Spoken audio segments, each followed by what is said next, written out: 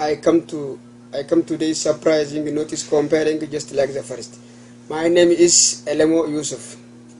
Oromia G2 biya dadaf damma bareddu ibsitu akadu ganama tanaf dufaf dabran sarat wal murma.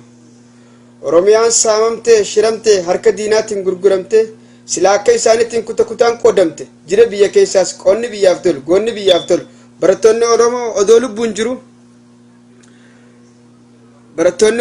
odoo lubbuun jiru maqaan Oromiyaadhaa Itoophiyaatti waan jijjiiramu kan barattoonni Oromoo qophaa'ee lafa jiru kan waan barattoonni Oromoo qophaa'ee lafa jiru Oromummaan faaya kennaa koo kan ganama biyya ollaa kootii Itoophiyaan maafii waamama maqaa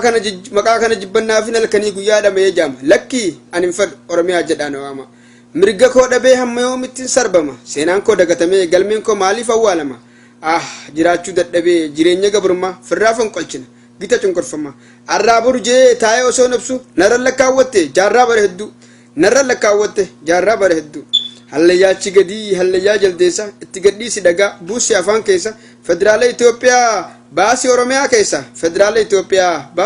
keessa dhaab ammaa wali qabee TPLF keessa ifin gartu gaa yaa shanyii jaldeessa Oromoo malamaan diinni walitti isin geessa ifi kursii kaatee taa'ee mana keessa isin ajaa'iba dhamaa saree ganda keessa silaasiin gurguraa magaalaa tamiin si geessa najisa akka keetii kana namni hin bitu baaraaf hin si geessa walit dire jee taa'ee isin odeessa waraaboo akka isaa wajjin taa'ee mana farshoo keessa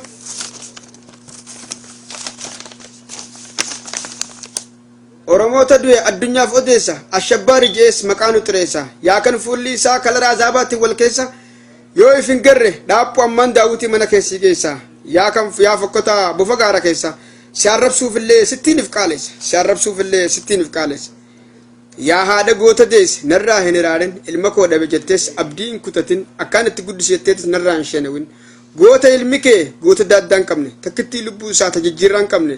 daftaraaf qalama malee isaa waa humaa harkaa hin qabne diina biyyattiidhaa harkumaan hin qaqqabne rasaasan na dhawajee kan shakkii hin qabne lubbuu daaddaa hin qabne sabaaf dabarsanii abdii bilisummaatiif dhiiga dhangalaasanii hin gabroomnu jechuun ifi wal dammaqsanii yuunivarsiitoota hundatti labsa dabarsanii Oromoo hunda waliin gaanii kabbartee Amaaraa meeqa lafaan gaan waan ati gootu hunda nu jalaa hin badu miidiyaa Oromoodhaa if gubbatti hin gartu si saaxilaa jira waa if hin hubattu kittileeyyoo saree Hayilemaariyaam calqa uffattu nuuf gala halkanii guyyaa wanni ati hojjettu akka durseete kan nutti kijibtu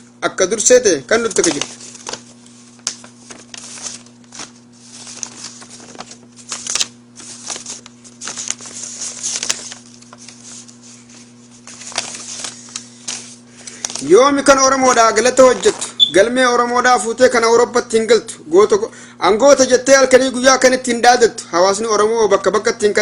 kan ittiin addaan qooddu kan barattoonni Oromoo Tigiree irra saasaawwaaddu